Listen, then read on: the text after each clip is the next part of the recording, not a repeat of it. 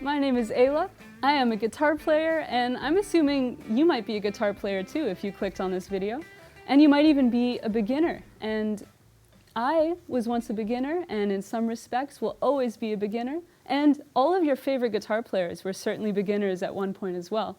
And I wanted to share 4 things with you that I wish I knew when I was first starting, because I would have avoided so many roadblocks that I hit along the way had I known these 4 things from the very beginning. Hopefully you can learn from my mistakes to avoid making the same mistakes that I did. So when I was first starting to play the guitar, I heard all of this information about scales and, practice your major scale and all of these things that when I started learning them, I didn't really know where they fit into actually making music. But there is one scale that I think is so worth knowing that you can almost immediately start trying to incorporate into your playing in some way as you start practicing it. And this scale is the minor pentatonic scale. And as a guitar player, this scale is used by pretty much every guitar player ever. And I think it's so worth knowing. And let's say we're trying to play the A minor pentatonic scale. The first step is I'm going to find A, which is the root note of this scale, which I can find here at the 5th fret of the low E string. That's where I'm starting the scale. What I'm going to do now is put my pinky on the 8th fret, and then I'm going to play the 5th fret and then the 7th fret on the A string, and then the 5th fret, 7th fret on the D string, 5th fret, 7th fret on the G string, 5th fret, 8th fret on the B string, and 5th fret, 8th fret on the high E string. And this wonderful little shape here can be moved around to any key. It never changes, and that's the beauty of this shape. And now I'm going to practice playing it along to a backing track that I made, just so you can hear some ways you can practice it. So first I'm going to start by just playing the scale over the backing track to get familiar with the shape. And then, once you start getting comfortable with it, you can challenge yourself and see if you can start creating little melodies in that scale and get creative.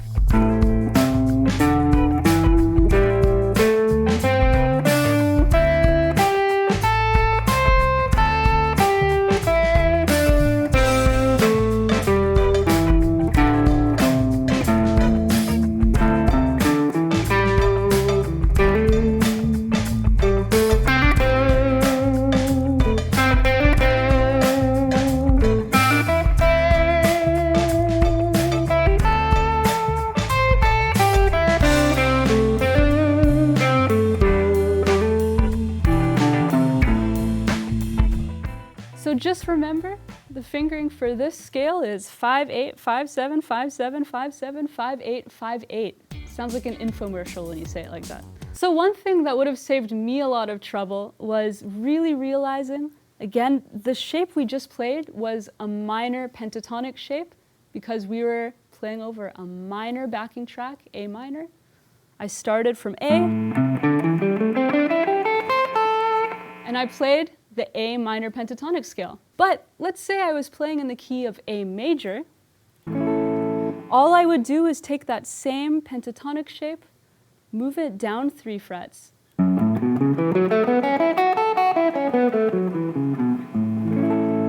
even though technically that is still a minor pentatonic scale shape, in the key of A major, you'll be hitting all of the right notes. And this applies for any key you're in. Anytime you can find your minor pentatonic scale, if you move down 3 frets and play that exact same scale shape, you will be playing the major. So the second thing that I strongly urge you to practice is vibrato. And what's interesting about this technique is it's usually not something that you encounter until maybe a little later in your playing.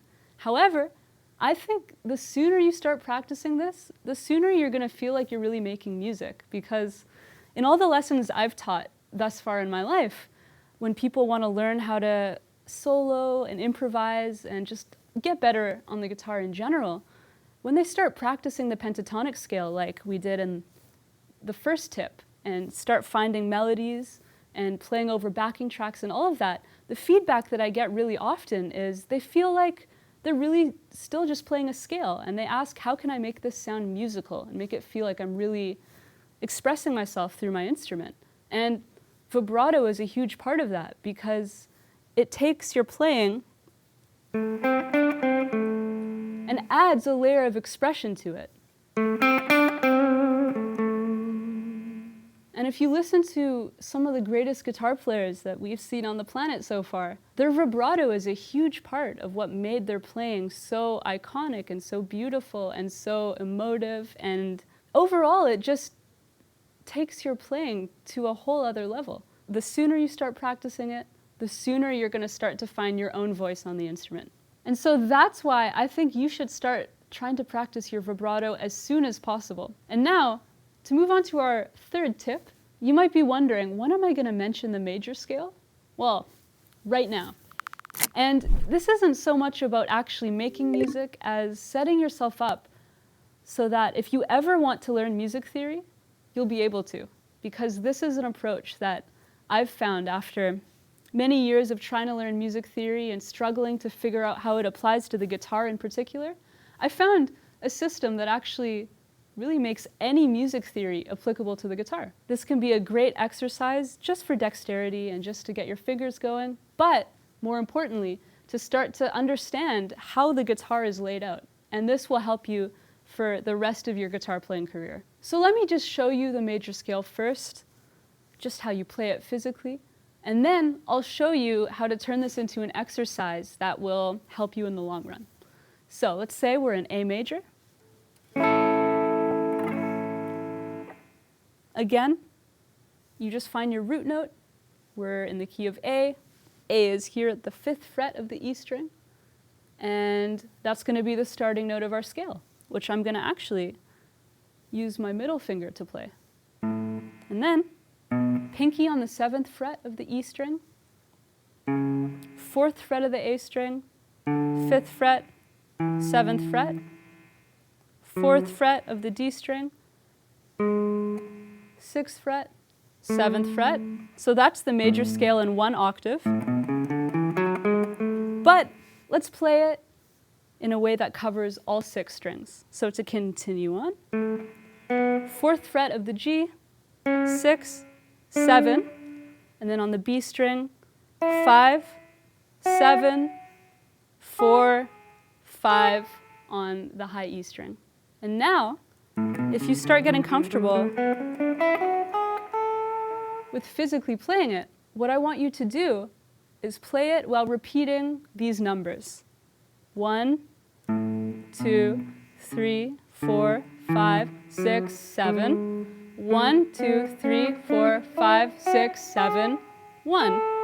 And so you might be wondering, what on earth am I talking about? Let me tell you. So what I'm talking about here are intervals.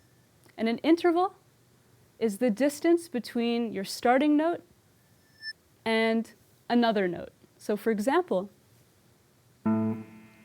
that's my starting note. That's my other note, let's say. And let's say I wanted to give that other note a name. I would use the major scale for reference and notice, okay, that's the 2nd scale degree of the major scale. 1, 2. Well, it just so happens that the interval between these 2 notes is called a major second. And you're going to notice that this pattern continues throughout the whole scale. So for example, let's say I play the 3rd scale degree, 1, 2, 3. The distance between my starting note and the 3rd scale degree is a 3rd. That's my 4th scale degree, 1, 2, 3, 4. The distance between my starting note and the 4th scale degree is a 4th. Now the distance between 1, 2, 3, 4, 5, the 5th scale degree and my starting note is a 5th. Now the distance between the 6th scale degree, 1, 2, 3, 4, 5, 6, and my starting note is a major 6th interval. You might be sensing the pattern here. The 7th scale degree, 1, 2, 3, 4, 5, 6, 7, is a major 7th interval away from the root note. And again, this would continue all the way through all 6 strings.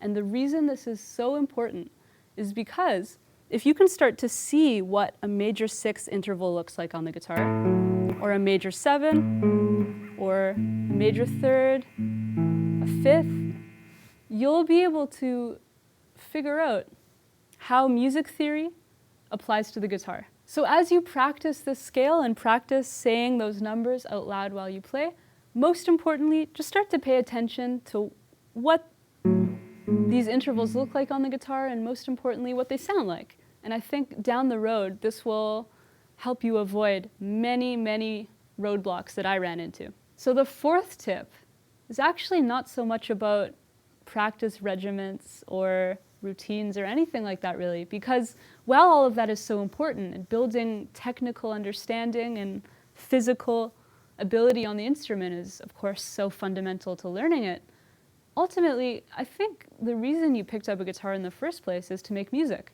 Certainly that's why I picked up a guitar in the first place. It's so easy to fall into this practice routine loop where, let's say I want to practice my pentatonic scale, I'll just practice to a metronome and call it a day. But it's hard to feel inspired doing that. So when I was first starting, let's say I wanted to learn the pentatonic scale, I would do a little bit of reading online, and I found out that Jimi Hendrix is a guitar player who loves using the pentatonic scale, and he used it in pretty much all of his playing. So what I would do is find a song that uses the techniques that you want to learn. For example, I started learning how to use the pentatonic scale by trying to learn Hey Joe by Jimi Hendrix. And so the point to take away from this is see how much you can translate to actual music. When you're trying to practice something, see what songs use the techniques that you're trying to practice so that you always have a musical context to fall back on so that you'll feel like you're really making music. I would encourage you as much as possible to use the many incredible resources that exist on the internet nowadays. We're very lucky to have access to so many teachers posting video lessons, breaking down your favorite songs, or talking about their 4 tips for beginners. And also tabs and sheet music. But I want to encourage you to try learning a song by ear. See if you can listen to a song and learn as much of it as you can on your own. Even if it's just one note, that'll start building towards a really valuable skill where you can learn any music you want by ear, down the road, if you've been doing this for a few years. Cross-reference all of the different resources available online and challenge yourself to try and learn things on your own. And you'll actually start to learn songs on a deeper level if you do that too. So overall, don't just play exercises, try to play music. Try to use your ears, learn the music that you love, and you'll always be inspired to learn more and to practice more, and you'll grow so much more as a player too. So these might not be the tips that most teachers would share with their students, but these are the 4 things I really wish I knew. And again, I'm glad that I made so many mistakes so that I could share those mistakes with you so that you can do even better than I have done in my playing. And so, if you have any tips that you wish you knew when you were first starting, leave a comment down below and help the community out. I hope that you learned something, and I hope you have a wonderful day.